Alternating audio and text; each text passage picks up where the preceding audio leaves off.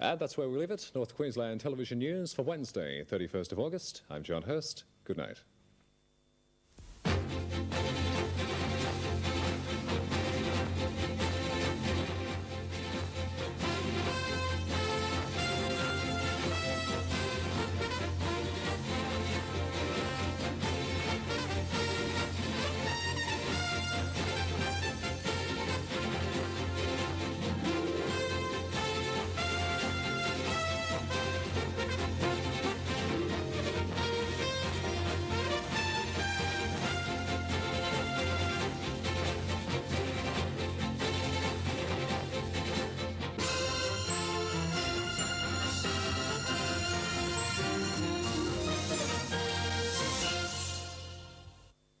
For news on the hour, every hour, keep listening to Radio 4AY, on air 24 hours a day, from sources in Australia and across the globe. 4AY, keeping you in touch.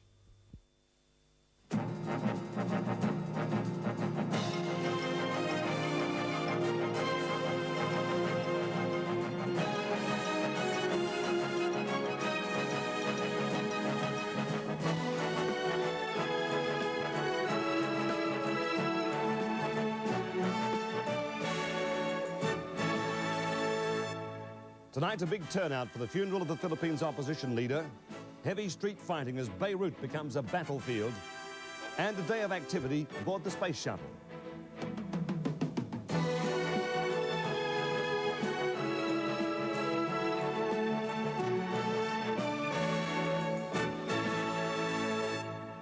Good evening, Nev Roberts in Brisbane for 7 National News. And a very good evening, everyone. Mike Higgins tonight coming to you live from Maryborough. Prime Minister Bob Hawke appears to have achieved a major breakthrough in Canberra's battle with Tasmania over compensation for the Franklin Dam.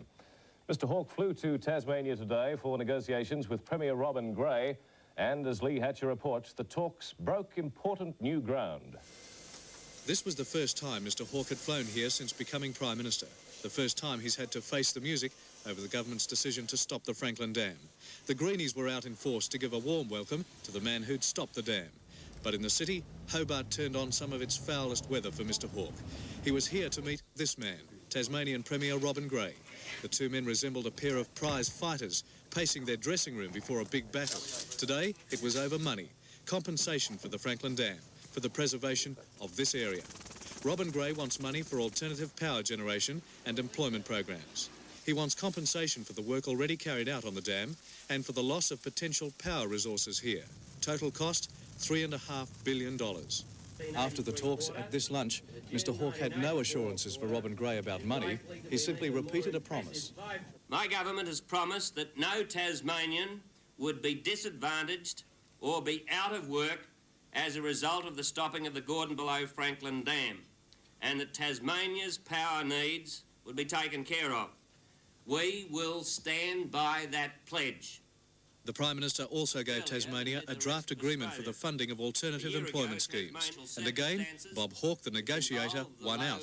For once, Robin Gray was talking positively about his dealings with Canberra. I believe a great deal of progress was made today in getting agreement about important principles and advancing Tasmania's case in connection with its claims for compensation. Lee Hatcher in Hobart for 7 National News. There have been more than 50 arrests at the Roxby Downs mine in South Australia this afternoon as demonstrators continue to blockade the uranium mine shaft. The latest clashes follow a series of 27 court appearances this morning in the nearby town of Andamuka. Most of